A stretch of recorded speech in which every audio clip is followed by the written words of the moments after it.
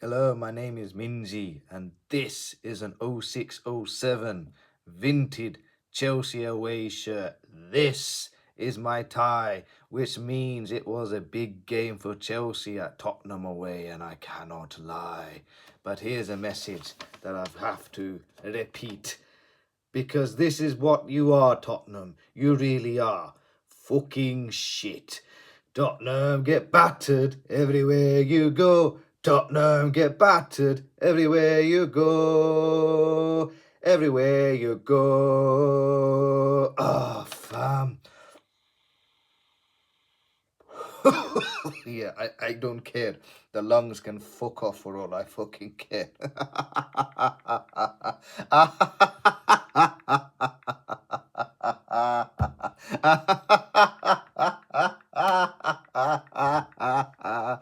Oh, I am loving life.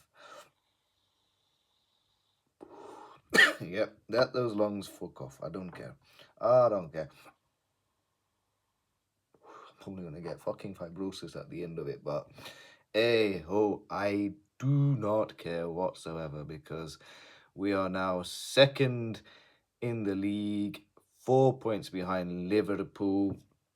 But I'll just have to imagine that they're still 7 points ahead because of course the game did get cancelled because of Storm Dara, and I am in the Merseyside vicinity. And on Saturday when I woke up, it was horrific. Hearing God's wrath with the wind and the rain, it was literally terrifying. I think I got a message from my mate Kyle who said he thinks the game's going to get cancelled. He sent that message at 8:30. Half an hour later, the game got called off, and it wasn't, a case of, oh, how did he see that? I think we all saw it happening. Anyone who was living in Liverpool at the time kind of knew it was going to get cancelled, and unfortunately, it did.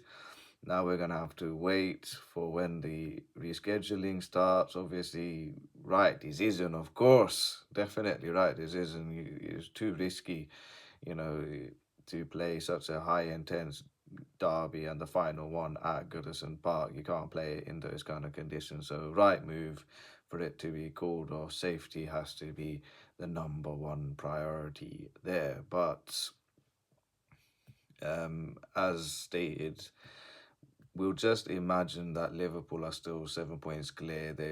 We're just going to imagine that they've won that game against Everton away because that's the reality of it all. I'm not looking at the actual point difference of four. I'm not looking at it at all. I am not looking at us as title challengers. I said our title was finished. It was harassed by Liverpool themselves at Anfield way back in October. That 2-1 victory put us out of the title race. I said the title was already won last week by those lot beating Manchester City 2-0. So let's wash that thought away of Chelsea being title contenders. It's not there. It's not there just yet. It won't be for this season. Maybe next season. Definitely, hopefully, the season after we may be considered as title contenders. But for now, just enjoying this amazing. I think I also agree with Ezra Maresca. Title challenges,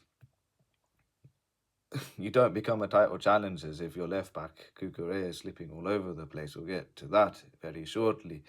But what a game! What an unbelievable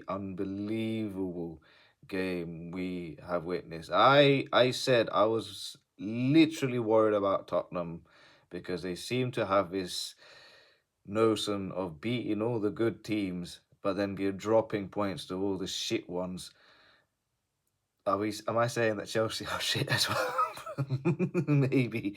But I, from the way they started, it was awesome with their pressing game.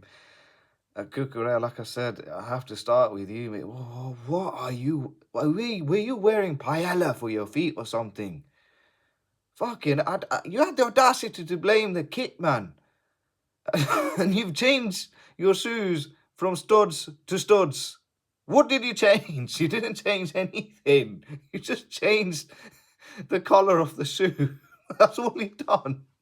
There was no difference in the. I thought you changed them to blades. You just changed them for a slightly longer stud. No, honestly, the one thing I was worried about this game was Tottenham's pressing and Anthony Taylor as referee. I didn't realise that Marc Cucurella decided to channel his inner Steven Gerrard and John Terry, paying homage to them not once but bloody twice, you fool. You dozy little prick. How the first slip was always outrageous. Is like you had a bit of time on the ball before the guy was pressing you, and then you slipped like the way you did to Brennan Johnson, who put a beautiful ball across Dominic Solanke, scored, put them 1-0 up. And then, like I said, he decided to follow up that slip by having another slip. You fucking idiot. And then Dejan Kulusevski puts a daisy cutter of a shot into the bottom right-hand corner. I do want to have a little pop at Sanchez slightly, because I think he should have saved that one. I really think he should have saved that one. Fair enough, he might have gotten slightly wrong-footed. It went through the player's leg. I get it. But I feel like he should have saved it. But in reality, the main culprit is Cucurella and his dodgy boots. And Tottenham had other chances in this game as well, but I think they could they have gone? No, I think they would have been 3-1 up. But anyway, we'll talk about the goal that Sanchez got. And that came after Cucurella changed his boots to a different coloured shoe. But finally, he made a pass to Sancho down the left-hand side. Simple enough. But Cucurella got an assist for it, because Sancho, who had an unbelievable game today as well, all right, Jadon Sanchoninho, the way how he just glided across on that left wing put Tottenham into a wonderful spliff, as Expression said. And Expression said something else that made me laugh about Tottenham being in the mud blood Hermione Granger FC. That was just a beautiful quote from Expressions, but we'll leave Expressions to cry into his own words at the moment. But Jadon Sancho, when he cut in from the left, put a pile driver of a shot against Fraser Forster that pinged off the bottom right-hand corner of the post and into the back of the net. Oof, classic. What a goal. And the silence of the Spurs fans and the little pocket of Chelsea fans in that corner over there. Oof, music to my ears. Music to my bloody ears. And speaking of fans, the Tottenham fans, you lot are a disgrace. You lot are a fucking disgrace. What the fuck was I seeing you lot aiming projectile missiles at our players, to Fernandez and Cole Palmer whenever they were on corner duty? I was sitting there just watching that unfold, thinking, good God, I'm going to have to call the radiology registrar and inform him that there needs to be a shitload of bloody CAT scans for these Chelsea players, because I'm generally worried about one of these projectiles hitting the target. But just like your team, you failed to hit the target whenever the Chelsea players were taking corners, much like your players missing the target as well. Just sums you sorry club up, to be honest with you. But hey ho, can't say much. And that's Rich coming from a Chelsea fan talking about class. I know, and that says something. Anywho, the halftime show finished at 2-1, but it could have gone anywhere, because after Sancho got us brilliantly back into the game, I think Tottenham missed two glorious chances to go 3-1 up, because Sanchez, again, he's so dodgy with the ball at his feet that he can't seem to pick out a pass properly, and was giving the ball away to Tottenham players consistently. Cross from the left, Dominic Solanke should have got on his second goal, and I made him captain of my FPL. I could have done with some double pointers there, but as a Chelsea fan, thank Christ you couldn't sort your feet out. And then Son missed a chance where he bent. I thought he scored, to be honest. He bent a shot to the top right-hand corner. It just went over. Just a tiny bit fraction. It went over. And then Dragerson also prevented Jackson from getting an equaliser. Cole Palmer was also denied in the first half by Fraser Forster's wonderful save, and Pedro Neto almost followed it up, but again, Forster was in the way. And then the second half started, and Chelsea just halas Tottenham there, and then they completely finished the game off. Yeah. I was eating chippy chips, as Cole Palmer would say, and oof, where do I start? Like, Tottenham's midfield wasn't there. It wasn't there at all. They were just being overrun time and time and time again. And then Sancho, like I said, he had a fantastic game. When he made that pass on the left-hand side to Caicedo running into the box, and then I saw Basuma sliding in. What a clumsy dickhead.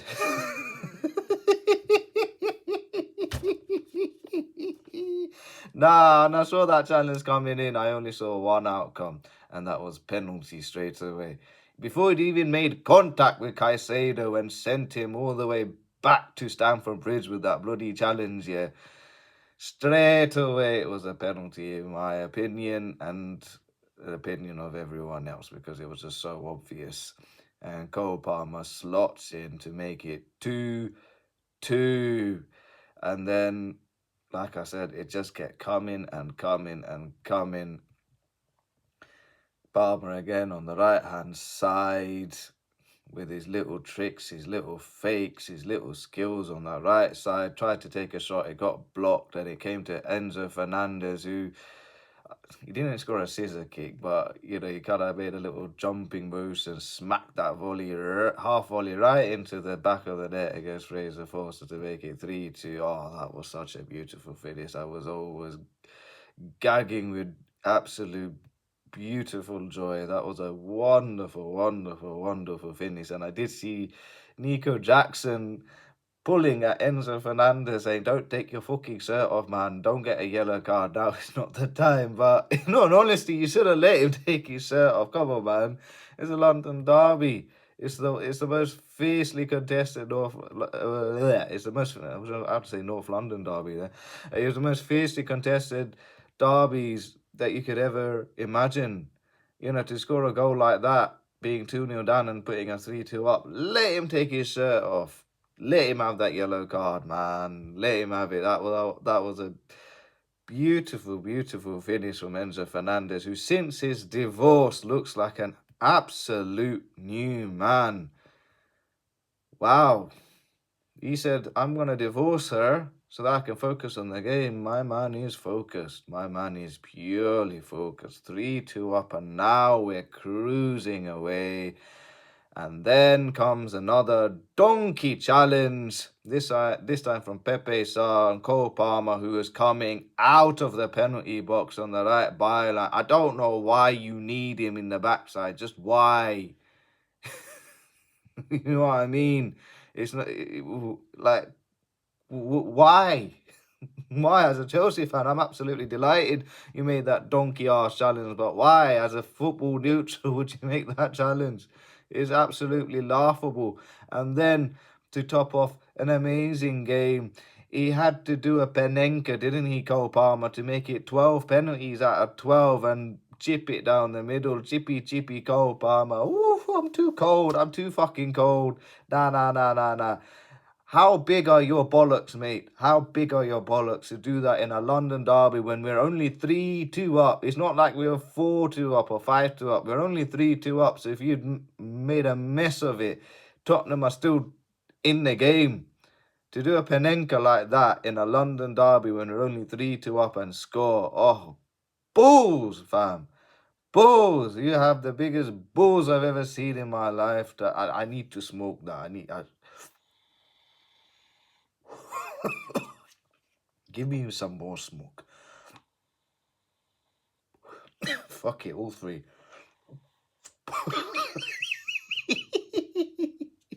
Loving it. I love these electronic cigarettes. A few other contentious decisions as well. I do think Caicedo should have seen red for that challenge. It was dangerous. Was it on Pepe's side? I think it was on Pepe's side. It was a little bit over the top. It deserved a red, but equally, Kulusevski should have got sent off for that challenge on Lavia because he went in with his elbow on the left side of his temple. He may not. He might. I think it was deliberate. I really do think it was deliberate because he came in with his elbow.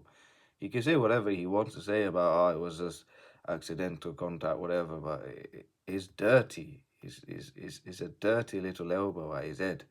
It should have been a red for Kulusevski as well as a red for Caicedo. But overall, great game. I know Son got the consolation at the end, which was a bit annoying from Tottenham's corner. Clearly switched off when he was played in short to Timo Werner, played a 1-2 with Madison on the right byline, put it on a plate for Son to score, really switching off, which is not good. But hey ho, Chelsea 4, Tottenham Hotspur 3. Tottenham Hotspur just doing Tottenham things by blowing a 2-goal lead. Literally said, hold my beer. I'm not letting Chelsea bottle it. We'll bottle it ourselves. And so they did. So thank you for that. Thank you for giving us an early Christmas present. Second in the league. Theoretically and realistically, still 7 points behind Liverpool. However, I did promise my dear old friend Sean Inidi that if Everton can kindly give us a helping hand and somehow, in a magical fairy tale setting, make Chelsea Premier League title champions, which, like I said, we're not in a title race. We are not in a title race, but just say hypothetically, Everton were to beat Liverpool at Goodison Park, and that is the reason why Chelsea somehow end up being crowned Premier League title champions. I have promised him I will buy an Everton home kit with my name on the back with the Premier League album, and I'll buy him a bottle of Moe. And I'm going to keep to that promise, and it's now on video documentation. So, Sean, here's to you, mate.